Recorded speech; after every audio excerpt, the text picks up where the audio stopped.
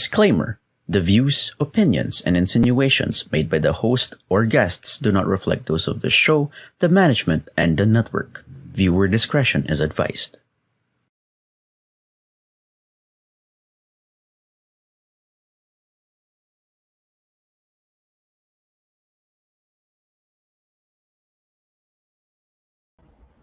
Good evening, everyone, and broadcasting beyond borders, the message of the truest tribe of coaching entrepreneurs and independent service providers from the Philippines. I am life coach Tin de Joya for hashtag Project Real Talk. Now on season 2 here at Think Talk Broadcast, the flagship community project of coaching Think Talk speakers from Life Coach Philippines and members of Coach A coaching community. And I will be back shortly with my guest, Dareen Bermundo, a mom and a wife, and who has been giving her love and attention to the family. And she is from Makati City. So see you in a bit.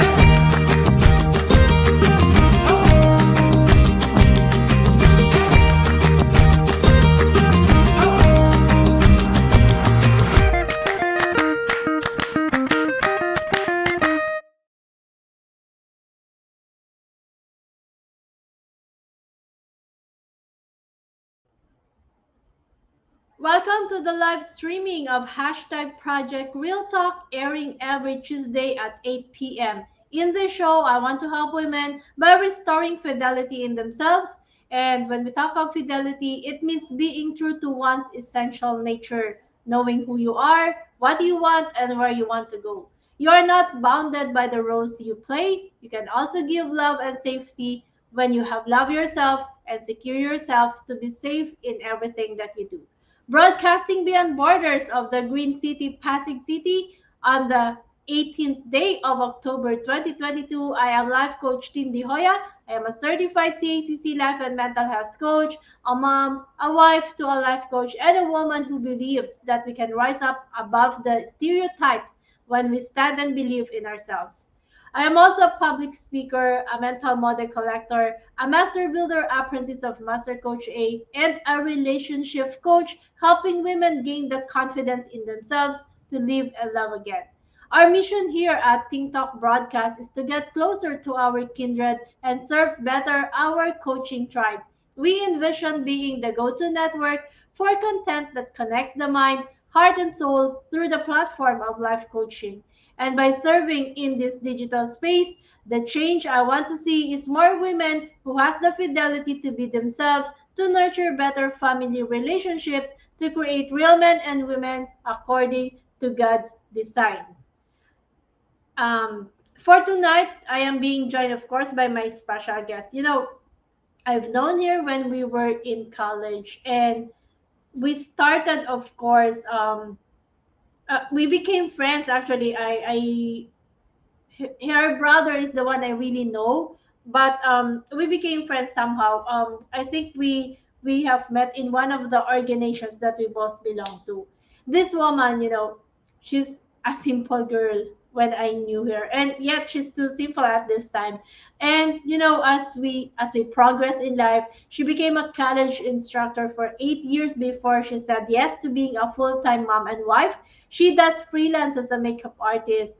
That she always believes that a wife's primary responsibility is to God first, and then her husband and children, and bring it back to the community. And having a strong marriage means God is the center of the relationship, so that they can be better parents as they set a good example for their children to grow. And for tonight, of course, let me welcome my guest, Dareen Bermundo. Good evening. Hello, Coach Dean. Nice to see you Hello. again. Yeah, hello, Darren. Thank you so much for saying yes. Darren is a Bicolano by heart, so there might be viewers out there from Bicol who's watching us, so just Maray Nabanggi. Darren, you can also greet them in our dialect. Maray na banggi po sa inyong dugo, boss. Mabuhay. Yeah, thank you, Darren. And I've known you, see, Darren po kasi is really very quiet to nun eh. But she's also one of the leaders that I know nung time namin sa Yeah, college. in So, college. um, before that, um, before that, can you tell us, bago ka naging Darren Bermundo ngayon, sino si Darren before? So that our audience can have a picture of who you were when you Okay. were in college and as you were getting into, as you graduated from college. Yeah, in college I was very active, like what you said. Yeah, I think I do remember we met in one of the organizations. I think it was Venus Club, if I'm not mistaken. And then, of course, very busy with studies. I graduated AB English, and then I took another course, Bachelor of Laws. And then my boyfriend and I, we were already like dating for 8 years. And then after 8 years, we got married. But he was already here in Manila. And after getting married, I also came here and there. And I gave up my work. I used to be a teacher I, in college universities. So I was basically a college instructor in English and also some social sciences because I have also law subjects. So that's it. And Thank you, Darren. now, and now I'm a Mhm. makeup artist, by the way, because I'm a full-time mom. And I wanted to help my husband too somehow in my own little way. So I took up um, makeup course. So that's it. So a full-time mom and wife and a freelance makeup artist as of now. Thank you, Darren. So, paano siya nag-start? What made you decide to really go full-time as a mom and wife? Kasi di ba, you're a college Yes. instructor and syempre pag passion mo yung teaching, hindi madaling bitawan, no? But what made you decide to be Yes. where you are now? It's actually it was hard really getting a helper. So it was like we got a lot of helpers and I got tired. So I kind of decided to be a full-time mom and wife. So my daughter was like in grade one, I think. And then the struggle was when we decided not to get a helper at all. That was I became pregnant with another baby. So Mhm. it was really hard. So basically we were like what our friends would always describe us. We're in Manila, but it looks like we're living abroad because we're on our way on our own. No helper, just the two of us, my husband and I, raising our kids, and he was the only one working. So um, I decided somehow to help, you know, in my own little way. I need to earn, so I took up makeup artistry to help my husband, and still it was really a struggle because of the time. I'm a full-time mom, taking care of my older daughter, and then pregnant, all at the same time, and then working. So it was really a lot of adjustment for the two of us. My good thing, my husband is very supportive. He would, if I have a makeup gig, he would somehow make time for me. So it's really a partnership. It's time management, commitment, and the best thing that I really appreciate from my husband is that the support that he gives me. Because as a mom, um, you kind of sometimes you feel very tired. Sometimes you will somehow feel depression, anxiety. It's like you're not growing anymore. So if you have a partner who supports you along the way, to face all the challenges Mm-mm. and to give time for you. And yun, if I have a makeup gig, he would file a leave for me. So I could also work. So it was like that. But most of the time, I would take the weekend. Yeah. So for most of the time, weddings are weekends. So it's also good. Yeah. So, balikan ko lang 'no, narinig ko kasi yung part na it's really a struggle for a mom. Lalo na Yes. yung nasanay ka na you're working, you're earning your own money na if you wanna buy something, you don't Exactly. have to ask from your husband, 'di ba? Kasi um parang it's one way of being secured in yourself. However, Yes. pag dumadating ang isang babae na nagiging nanay siya, dumadating siya sa point na she has to give up on something. And Exactly. it's really a hard choice. Kasi nga, gusto mo din yun eh. Gusto mo din yung ginagawa mo. Pero, paano yung you have to make a decision yung pipili ka talaga, so you have to sacrifice something.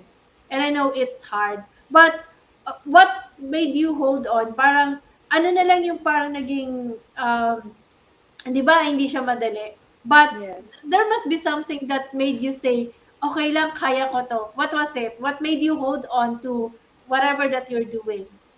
Yes. I I wanna say something kasi Mhm. experience ko to.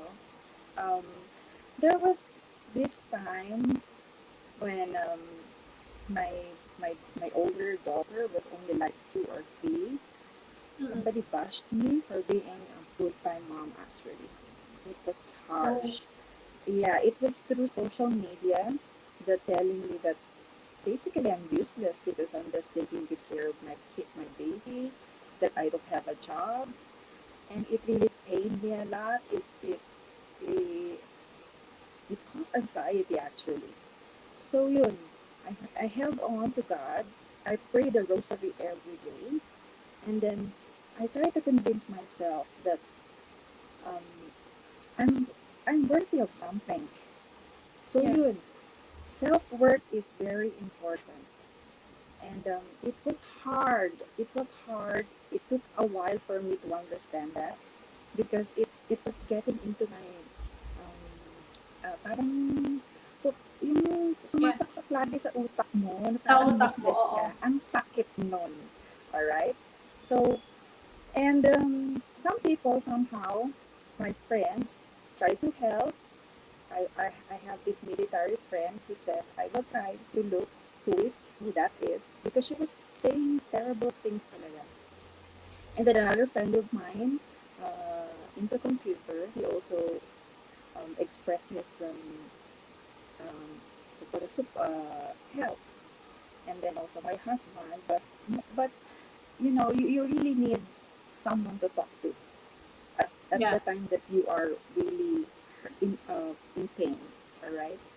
And then yun, um, to the point that uh, um, I, I parang inisip ko, sandali, uh, yung self-worth natin is very important. Self-confidence, dapat hindi mawawala, even if you don't have a job anymore as a mom. And then, I read books that will help me. So, ang dami kong self-help na books. It did help. And then, I chose friends who are really true and yung talagang trusted. And they yeah. really helped me. Yan. And I am a very open person kasi, even yung sa Mm. family ko.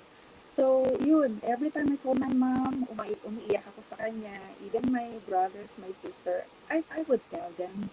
So, it also helps if you have a good communication with your family, not just with your Yeah, husband. Because sometimes talking to your husband is different from talking to your family and talking to your best friend.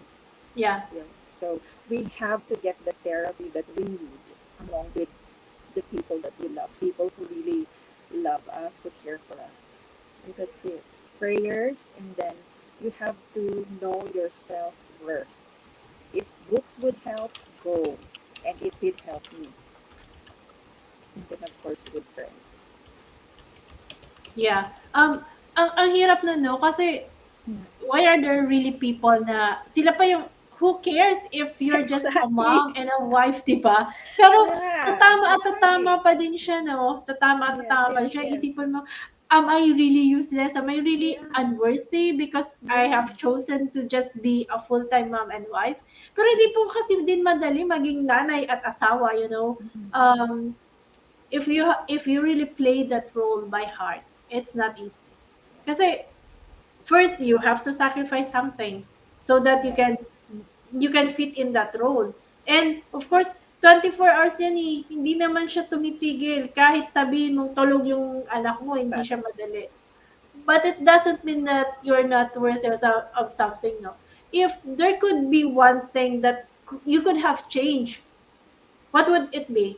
Para yung moment na kung ako talaga yan, sabi ko kung ako yan, ay nako, black ka agad sa akin. Oh, exactly. Yeah. Um, wala eh. I let go because I know it's not healthy for me. And I always choose inner peace and then mental health, lalo na ngayon na pandemic. Mm-mm. So, you really need to grow. Yun lang eh. Because why waste our time, looking for these people and then ang makipagdebate? Okay? So, I don't think it's worth it. So, Yeah. pero may mga suspects tayo kung sino yan eh. Because we know who are the fake friends and all. Yeah. So, forgiveness is also one thing that we should consider. So, Yeah.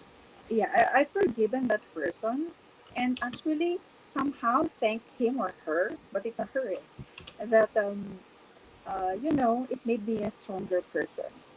Yeah. And then the mommy bear, remember, if you become a mom, it's like you become very brave that Yeah. nobody can mess with my daughter. Yeah. Parang eventually naging ganun ako. Naging very brave. So, thank you naman sa bad experience. At least may sukli. That's it. But yeah. There's always a lesson naman that we gain from Yeah. those failures, from those bad experiences. If there's one thing that you can be thankful for, what is it? Come again. If If there's one thing that you can be thankful for, what thankful is it? for, mm, of, definitely the supportive people. Kasi had not been for these people, I think I would have given up. I think, Mm-mm. like my mom, every night I call her. So, um, but ngayon kasi medyo old na siya. Before, she was really like my sandalan.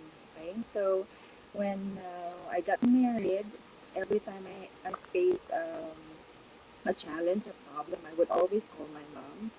And then the good thing about her is that she's very fair when it comes to giving advice, even if it could it when I talk about my husband or my daughter, it's always a very neutral advice. And then she would tell me things that will guide me, and how to solve the problem.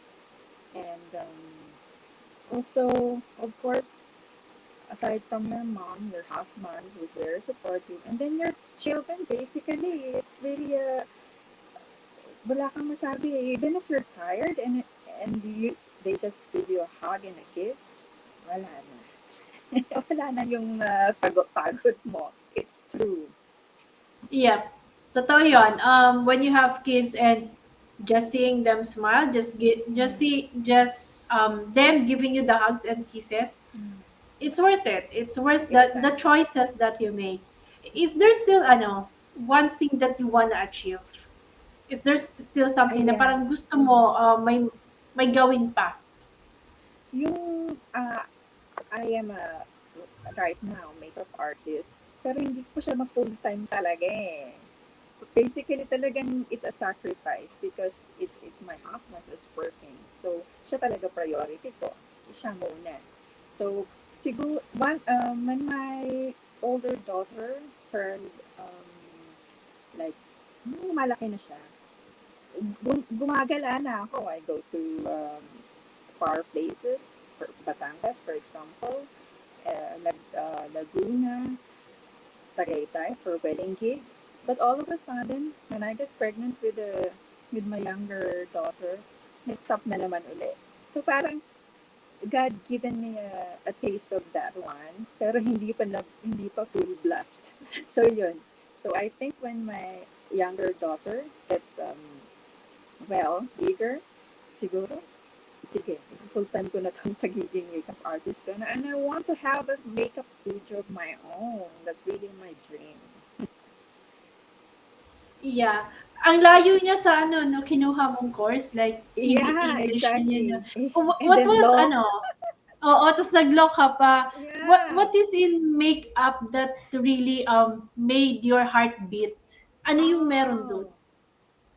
Oh, oh, it traces back to elementary. Kasi during programs, ako na talaga nagme-makeup sa sarili. And the big influence actually is my mom. Kasi every day yan, she goes to church and she would do her makeup. And then I get amazed how, a woman transforms from very simple into, wow, ganda pa ng mama ko, something like that. Very presentable pag nag-makeup. So, as at a young age, nag-wonder ako, bakit ganun ang makeup? So, yun. Every time na may program sa school, ako na talaga nag-makeup. And guess what? I was only in grade 4, I remember, and my auntie, yung sister ng mom ko, had to attend she was the MC sa program na sa isang program sa plaza, so it's the Ginubatan town mismo. And she asked me to do her makeup.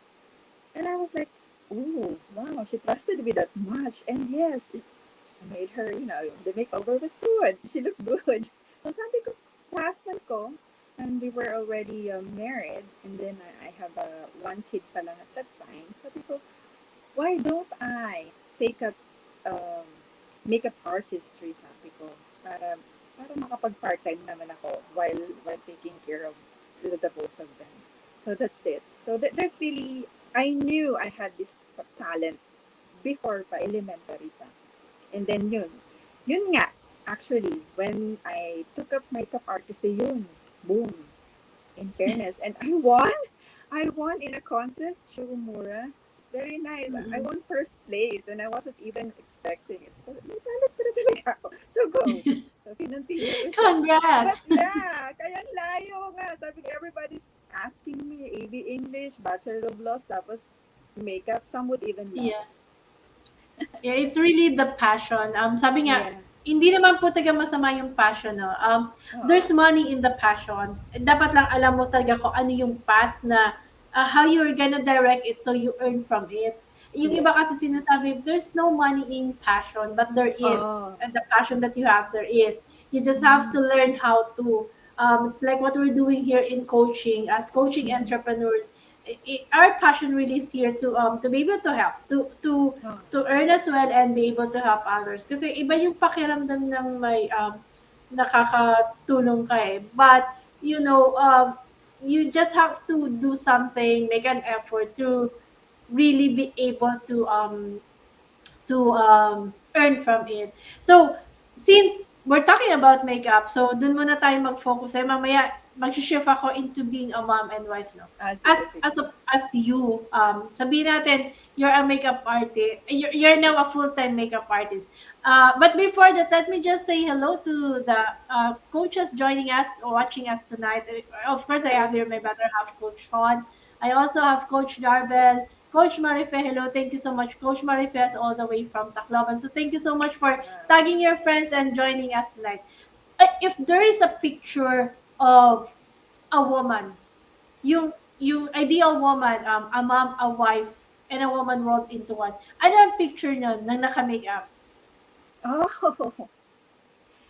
Hmm. It should be clean canvas. Um, on point ang kilay. Favorite ko kasi ang kilay. And then the eyes, clean, but not too dark. and lipstick, neutral. So it's fresh, it's natural, yeah, and then it should be glowing. It should always exude happiness, positivity. Yun ang gusto ko makita. Wow. Exciting makita, no? Um, sige, Malinis mag-shift na naman ako. makeup. Oo. Sige, So, sorry. ini-imagine ko kung ano talaga itsura ng ano. Pero I think, yeah, a woman who depicts the natural beauty of Yeah, yeah, of what Mother Earth should be, di ba? Kasi yun naman talaga yung parang ano natin metaphorical description of a woman na a nurturer sa dami, di ba? Sa dami ng nurture ni Mother Nature, yet she has that certain beauty and charm that gives her um you talaga you can keep the essence of being a woman. So, yun. And now I'll shift to being a mom and wife. Sabi mo kanina, the hardest decision was really to let go of a career. Although, pag titingnan mo, I think it was a blessing in disguise kasi yeah. hindi naman talaga yun yung gusto mo eh. Your passion is into makeup. But, you know, in the moment that we make decisions, hindi siya madali. And it's Exactly. like giving up a part of your life because you need Mhm. to do something or you need to give something to another area. Um, ano yung hardest? Kung babalikan mo lahat ng episodes in your life, whether good or bad, but mainly we focus on the lowest point in your life, whatever it is. It might be ikaw lang, or it might be sa kids or the husband. Mhm. What was the hardest or the lowest point, and how did you overcome it? I think being a daughter, because I am the youngest, so I was very close to my parents. So leaving the house was really painful for me. My husband was already here in Manila. I was still in Bicol. Mm. So ang hirap mag-adjust to become a wife.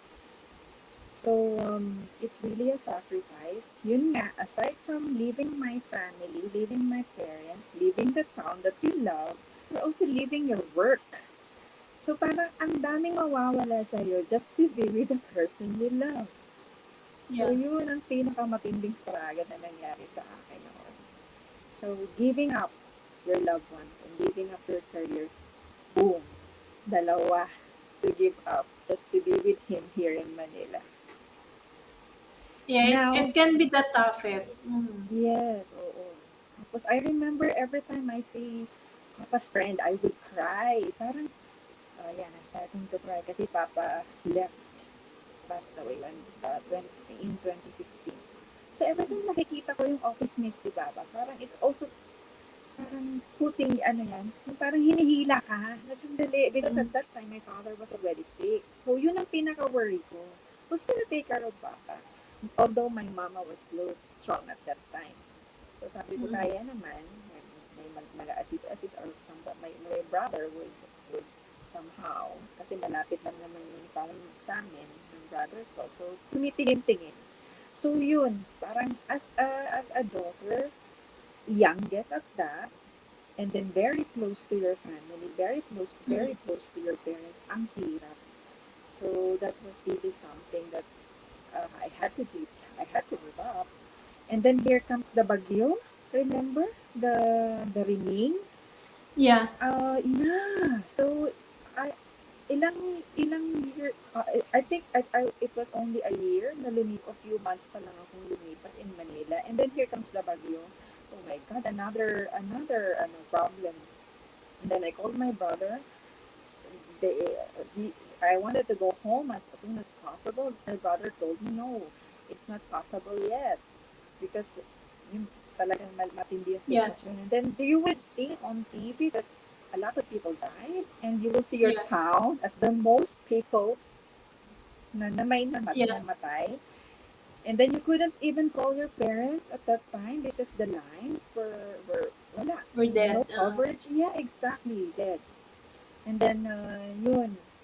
So that's one thing that really bothers me a lot. Every time na may calamity, lalo na typhoon in our place, parang parang gusto mong umuwi ora mismo kaso hindi pwede.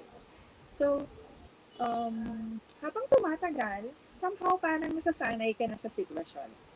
Yeah. Alright? And then you have to really trust God. That's very important. Kasi ako iyakin ako sa family. I always cry. Every time there's a problem, I cry. But yun nga, the good thing naman is that I'm very open with my brothers, my siblings basically. We have this Bible group. So we always talk. So every time we have a problem, dun kami nag-pour out ng mga problems. And then it's always mama, papa, and now mama na lang. Okay. So that's one thing. And then we get used to living in the city, and we have two kids now.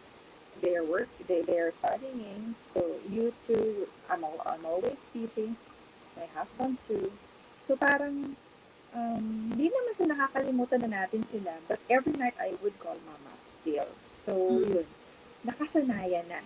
But somehow masama din yung term na nakasanayan na sometimes na you would rather postpone going home, but it would make me feel guilty. Because so yun, that's the problem with being a woman, right? So because you have a lot of roles. You're a daughter, you're a wife, you're a mom, most especially. You're a sibling, you're a sister, and then you're also a friend. So yun, being a daughter, ang medyo struggle pa sa akin, actually, as of now.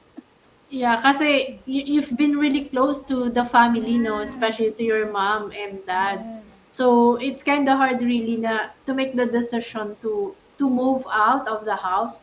You got married, and then at ang ano dun is you really have to move place. Hindi nga sana, hindi lang siya about leaving the house, but living out, parang mas malayo sa family. Kasi nga, it's part of the role that we have to say yes to eh. Even in the Bible, it says you have to leave your family so that you can go with your husband. So same thing.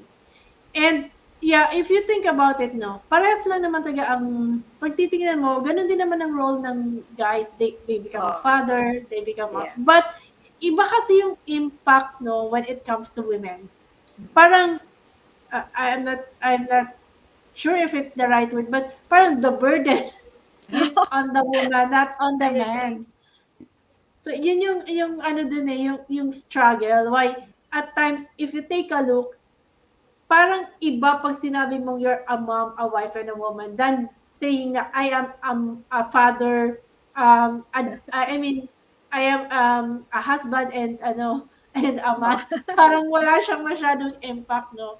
Although we play different roles, but not to demean, wala naman pong ano doon na iba lang siguro, maybe because men, enlighten us if there's one man in the house, let us know kung ano nga ba. But really it's really hard to take a look into bakit nga ba parang pag babae sobra yung disparity when it comes to really playing the role that was given to us. So we're gonna be pausing for a break. Since we've and then once we come back, I will let you answer this question that I'm gonna give you. What is the worst fear that you have as a mom and as a wife? So yun po. We'll be back for a short break.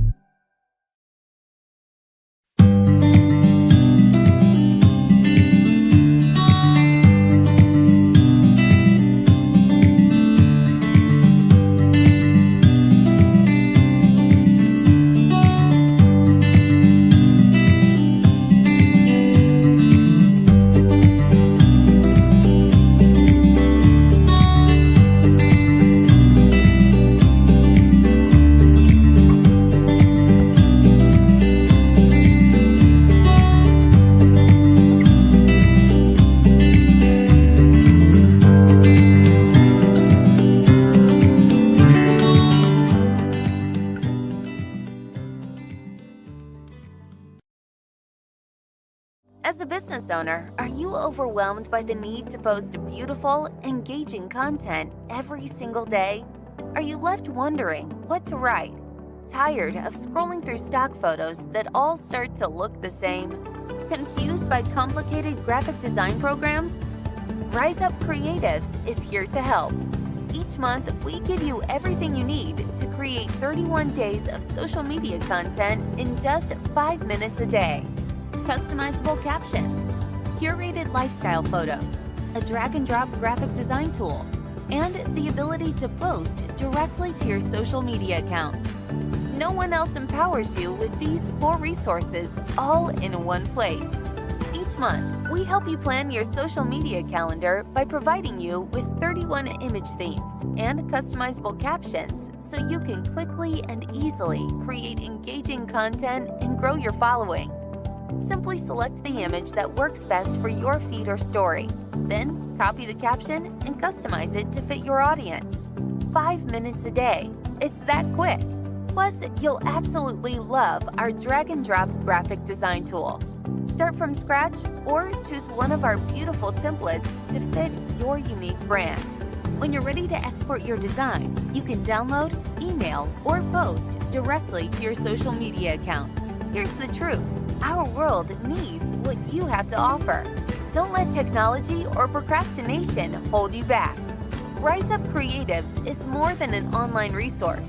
We're a community helping you overcome your biggest barriers to reach your greatest goals. We're here to help you rise up and be creative.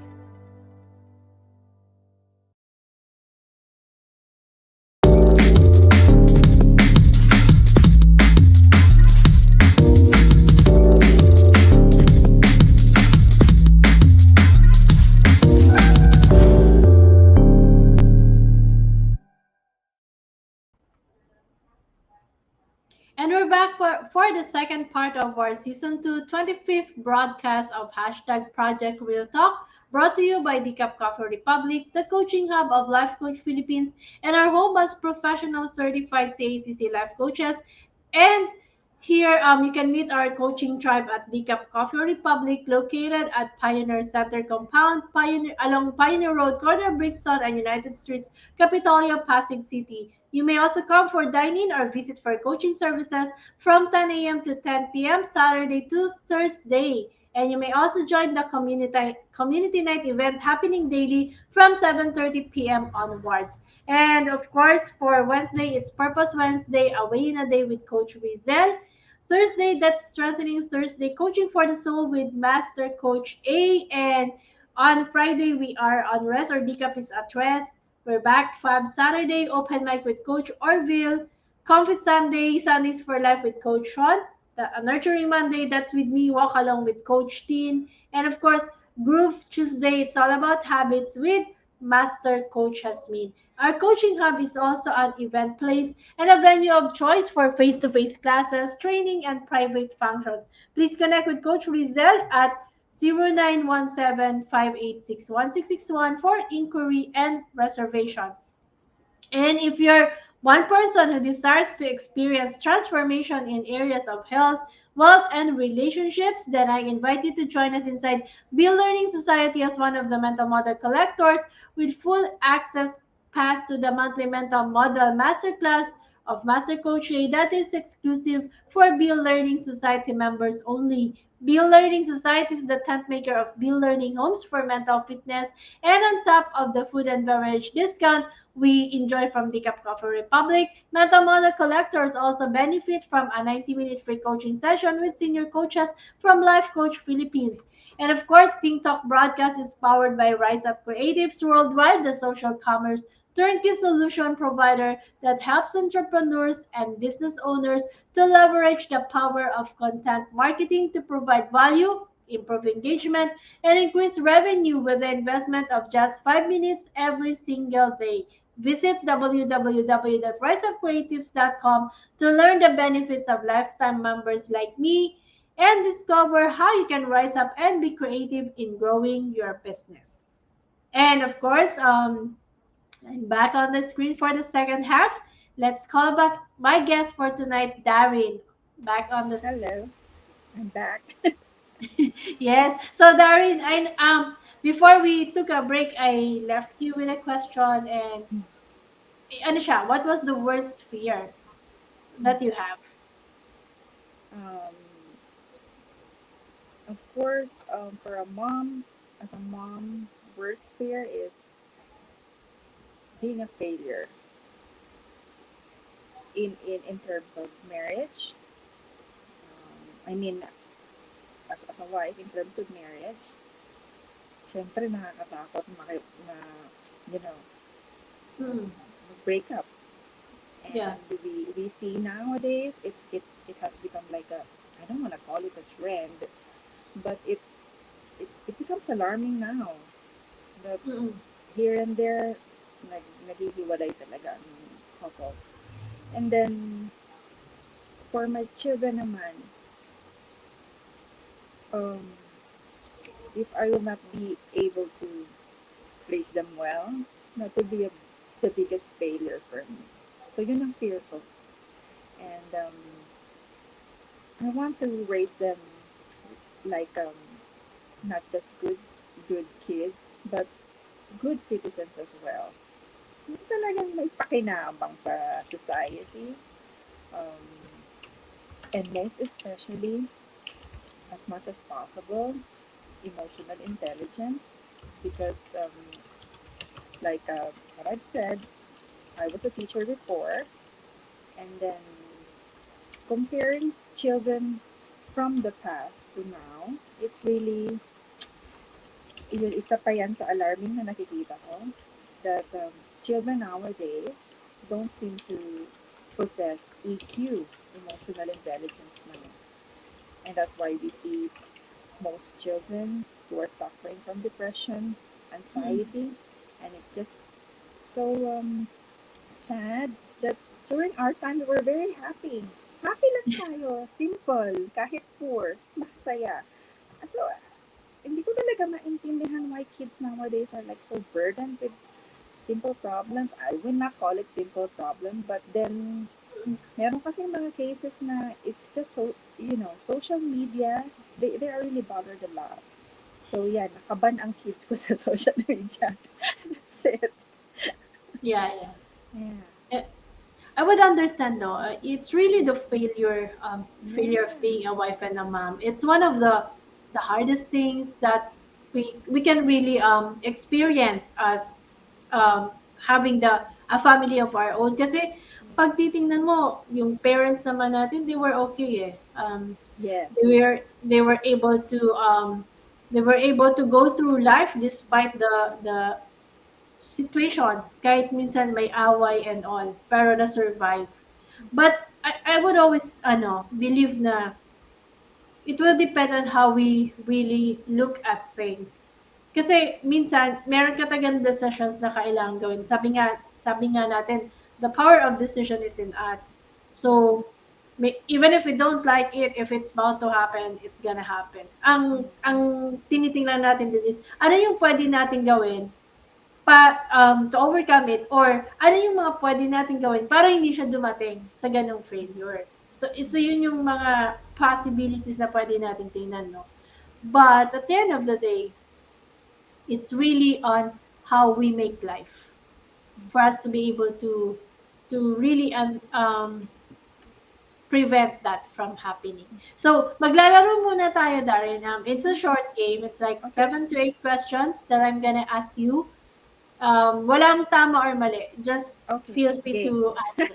Game? Sige. Sige. What's your best memory as a child? Oh, my father taking me to... Kasi ano ko youngest eh, takot ako lumabas. So every time I need something to buy outside after school, hindi ako makalabas by my own.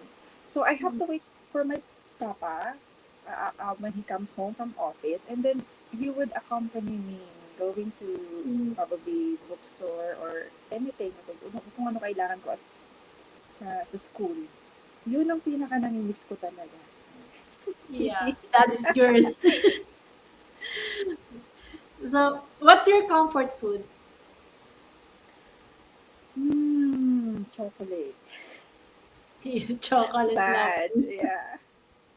It's not Na, healthy. there's selfie chocolate naman eh. Oh yeah, You dark. have the Yeah, the sugar free or the dark. yeah, dark. If you were given a chance to have a million or a long life, would you want a Mm. million or a long life? Long life. Sorry. Yeah. Yep. I would do that as well kasi I Yeah. can earn if I have the long life. Saka I wanna see my But, kids. yeah. Kung magiging ano sila in the future, I would love to, be there for them. Yep. What's the first thing you will do if you can be invisible?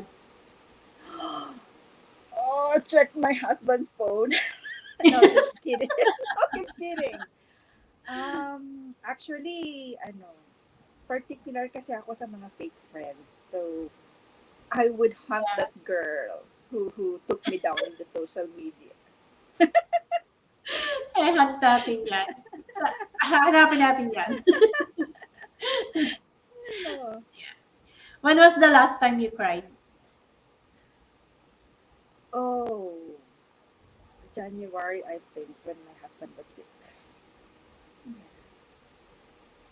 Something.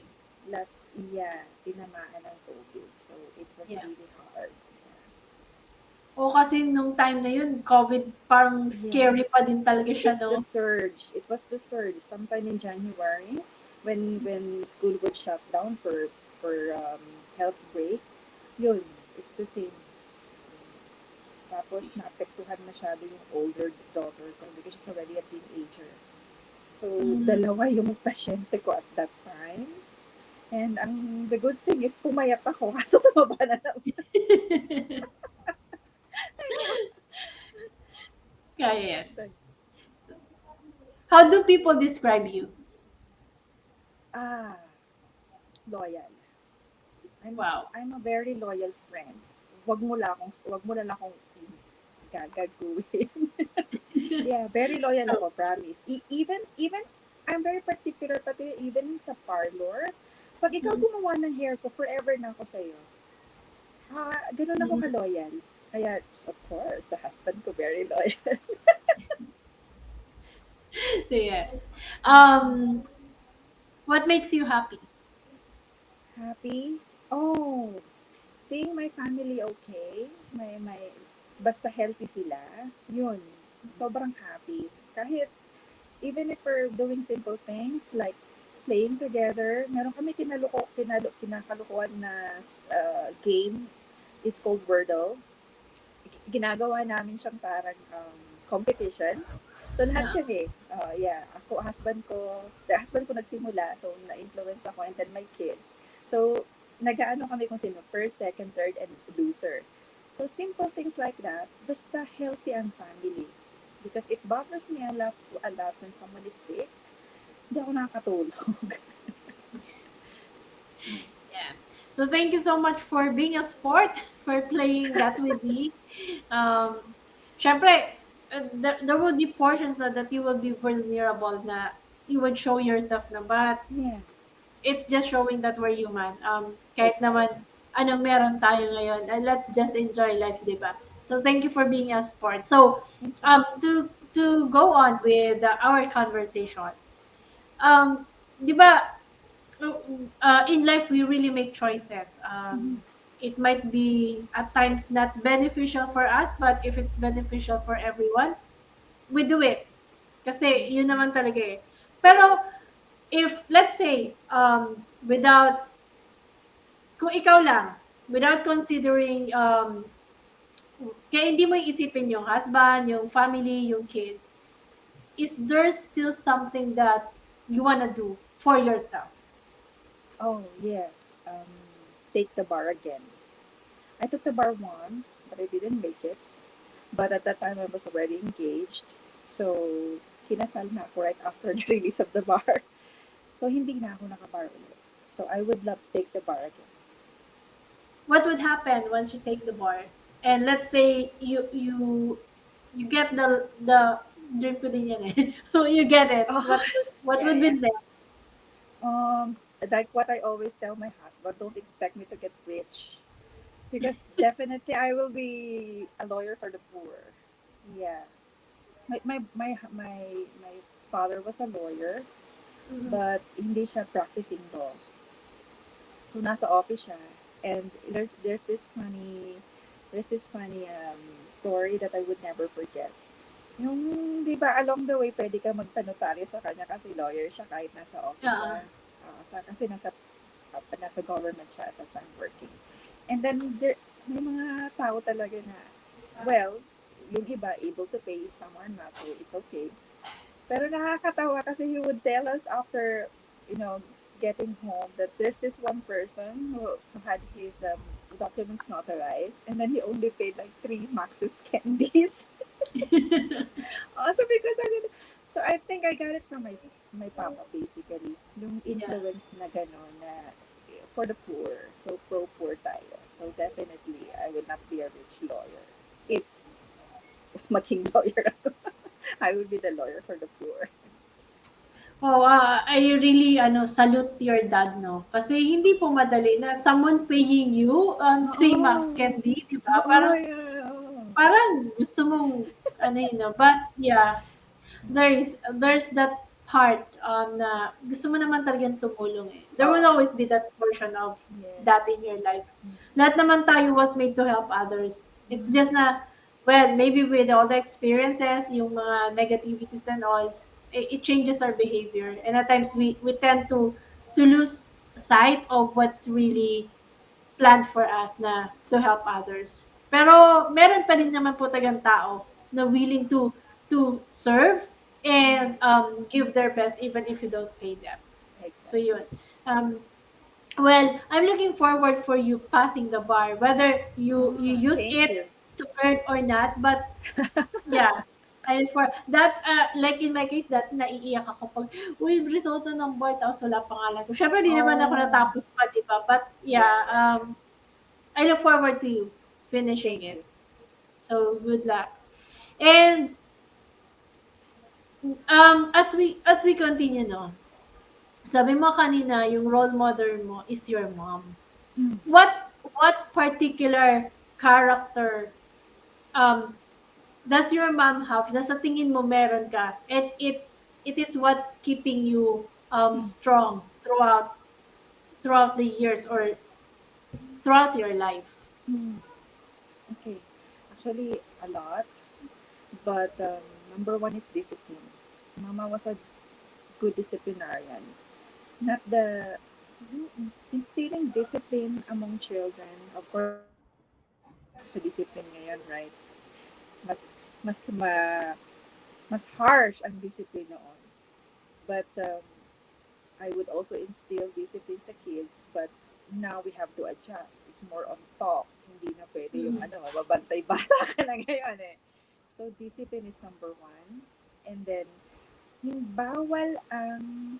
spoiled brat. Bawal ang spoiled. Yeah. So lahat may chores. So my kids, they would complain, but sorry, no, walang excuse.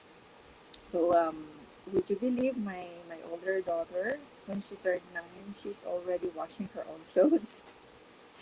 And then si Bunso naman, she's washing the dishes now. She's only 7. So, the thing is, you have to, right now, while they are still young, you still discipline and also you give them chores so that when they grow up, probably when they live independently, they will know how to survive even without you. Kasi nangyayari na yung that I just observed, parang spoon-fed ang mga bata. Parang everything is done by the mom or probably the helper. Parang nahihirapan na yung kid pag na-college na. Sabi ko, parang hindi pwede yan. Dapat when you're in college, you should know how to somehow cook basic food. You should know how to wash your own clothes. So yun, chores. And then the third one is definitely um, hindi maalis dapat ang religion. So, kasi mom ko very strict. She goes to um, church every day. Tapos, yung praying the rosary every day hanggang ngayon. When we go home to Bicol, yan pa rin talaga. But the Yeah. problem is, may ano na tayo, may different na tayong like for example time, we would Yeah. argue about time kasi she wants to have the rosary like 6 o'clock in the Yeah, afternoon which like is we the used to. usual. Yeah, Uh-uh. but us we have a different schedule now, we have a different style. Ang rosary namin is before going to bed, so nag-aano kami, Nagka-clash. nag-argue kami, Uh-uh. yeah, but we're still, mama, it's the same, it's still praying the rosary anyway, so what's the big deal? So yun, and then yung yung pag confess Yeah. regularly, that's also I got it from mom, and aside from of course my school, because I came from a Catholic Yep. school From then. the Catholic school. Yun, so parang pag wala yan, parang kulang yung buhay mo. So Yeah. that's one thing also that I want to impart to my kids, that hindi dapat maalis yung praying, hindi dapat maalis yung confession, going to mass, Mm-hmm. because it becomes a habit, and it's a good habit na dapat hanggang sa lumaki kayo, andyan pa rin, hanggang sa magkaroon kayo ng mga kanya-kanyang family and kids, it will stay there. Parang Yeah. it's a legacy. Yeah. So, tatlo. Yeah. Yeah.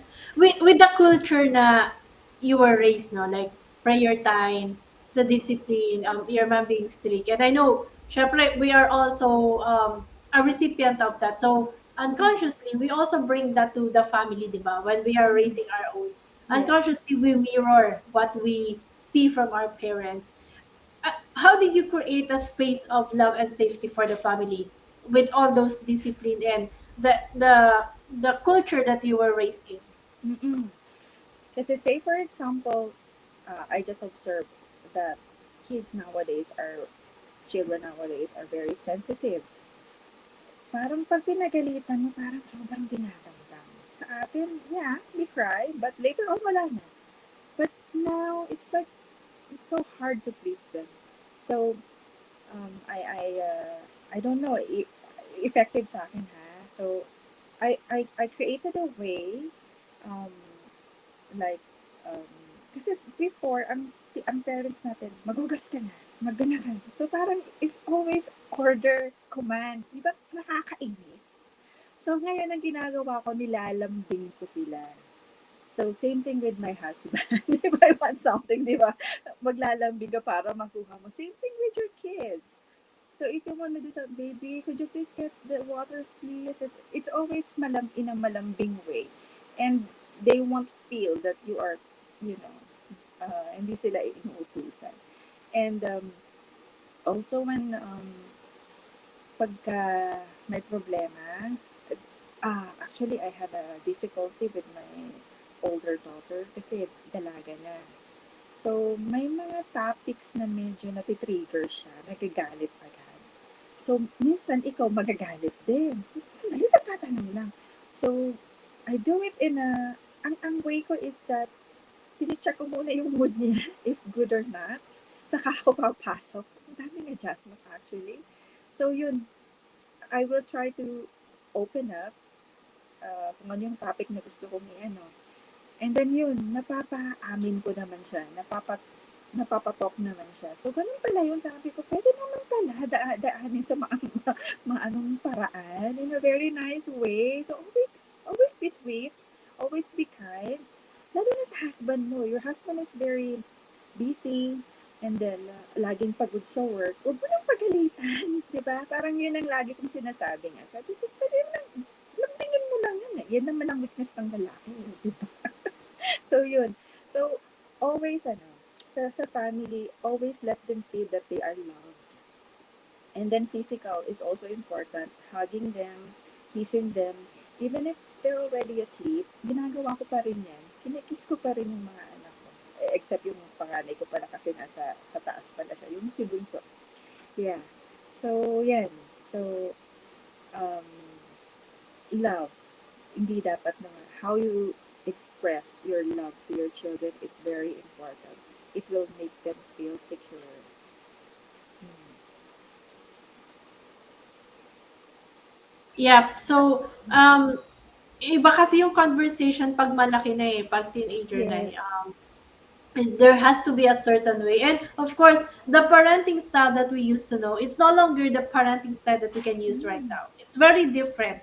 Magkakaroon talaga ng it would be uncomfortable, and at times it would cause the friction between parents and children. So, mag-iiba po talaga yan.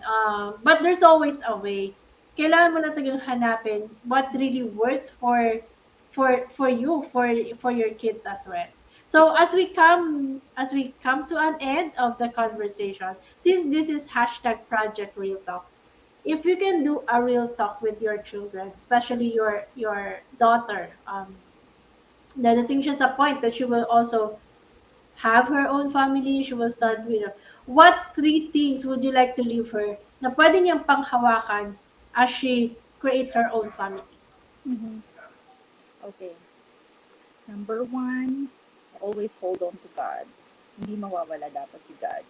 Kasi I remember my brother, kasi I come from a religious family, so that's a good thing too. I remember my brother Paul, yung sabi mong friend mo, kilala mo talaga. He was one of the speaker too in sa CAS. I don't know the event, parang may event no, na he was the speaker. And then he said that, hindi ko talaga makalimutan to. He said that when you hold on to God, it's like when you're sa jeep, di ba? You are holding the handle there. Pagka nag-brake, you can support your body. You, di ba, parang may hold ka. You, hindi ka mababagsak or whatever. So same thing with God. If God is the center of the family relationship, pag any pagsubok that comes your way, kaya, kaya. And then second one would be, I always tell them to always be kind. Kasi we are now living in a very cruel world. And then as much as possible, um, pinapakita ko sa kanila how to be kind to other people, especially, yung mga nangangailangan talaga, the poor, like during pandemic, we would prepare, ako kasi medyo ko I would prepare food or something, so pag may nakikita ko, I share, and then, I prepare small bills, para when I see people who are asking for help, somehow may maibibigay ako. But the problem is, nakuha talaga ni Bunso. Si Bunso, every time there's like a band or a performer along sa Makati, Ayala, sa mga malls, may you know what? He's getting her own wallet and giving her own money. Tapos sobrang ata yung kindness ng Bunso ko. But anyway, it's okay. And then the third one, um, always look back. Kung saan ka galing. Kasi humility kumbaga. So I learned humility from my father. Yun. So very humble person. Even if he was a lawyer, talagang yung love niya sa poor hindi talaga naaalis. Very humble and ano pa ba? Yeah. So that's what I'm saying. Sorry. So number one, hold on to God. Number two, kindness. Always be kind. And the third one is humility. Yeah. Thank you so much for sharing that. If you take a look at the three things that you have shared, holding on to God will really get you through whatever happens in life. Kasi ang ano nga dyan is what's in your heart. Because you will always be making decision that is for God. So alam mo hindi ka magkakamali. And when you're raising a family, it has to be like that as well. Um, Making decisions that is for God. Kasi it will always be what's good in God's eyes. Of course, being kind. Yeah, the world might be cruel, but there would always be, kung meron lang isang tao who can spread that kindness, it can do a Exactly. ripple effect. So, start it with your family, start it with your kids. The way you train them, being kind, that would also bring them, it would also have a ripple effect to others. So, hindi pa din mauubusan ng kindness, kahit sabihin mo, cruel ang world. And of Yeah. course, always look back from where you came from, Mm-hmm. being humble. You will never be able to, you will not be who you are right now if you don't also learn to look back. But when you look back, do not look at the mistakes that you have gotten, but take a look at the lessons you have learned and how you can become better moving forward. So thank you so much, Darren, for Thank joining you. me tonight and for saying yes to my invitation.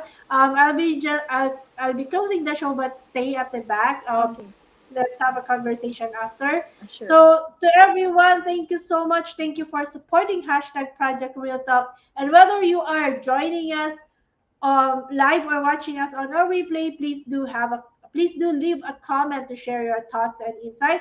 Do not forget to share your hashtag pack by bag moments. Please don't keep us a secret. Help us serve more people by circulating the link of this video.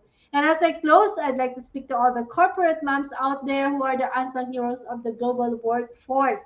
There is a lot more competition in the working world today than there used to be 10 years ago, and there seems to be a never ending need to stand out from the crowd that is tirelessly in pursuit of success. But with the reality of the great resignation comes the great opportunity for every worker to start building wealth and becoming their own version of CEO even while still being employed full time. If you're interested to embark on a journey of becoming a professional certified life coach, Master Coach A Professional Training and Development Services offers Go Actively Co-Create Life Coach Certification Program with international CPD accreditation and 40 credit units. CACC course includes a 21-day web-based learning with lifetime access, a 3-day life coaching bootcamp with Master Coach A, and a 3-day live virtual business bootcamp with senior coaching team. The package also comes with done for you coaching programs and many other bonuses so you can jumpstart in the second fastest growing industry in the world today. All you have to do is to connect with Coach Rizel through 0917-586-1661. And I invite you also to watch the other shows hosted here at Think Talk Broadcast. Please follow, subscribe, and engage in our social media accounts at Think Talk underscore TV on Twitter and Instagram, and TikTok broadcast on YouTube, and give us your review. For partnership and collaboration, please connect with Coach Rizel at 0917-586-1661. So see you in the next episode of hashtag Project Real Talk on October 25, 2022, live here at TikTok Broadcast. And your one coaching thought for tonight is I am a wife and a mom, but I am still me. Well, seeing our husband and children grow, love, succeed, dream, and achieve means also seeing ourselves, myself, grow, love, succeed, dream, and achieve. As moms, we love hard and lead well. As a wife, we lead our men to dream, succeed, and achieve. And as me, as us, I also need to dream, succeed, and achieve so I can create that safe and loving space. Because where love is in action, safety is in action. This is us in the Philippines. Coaches like us think and talk like this. I'm Life Coach Tin de Joya, broadcasting beyond borders to advance life coaching worldwide. Love bomb boom, love bomb boom, love bomb boom. See you next week.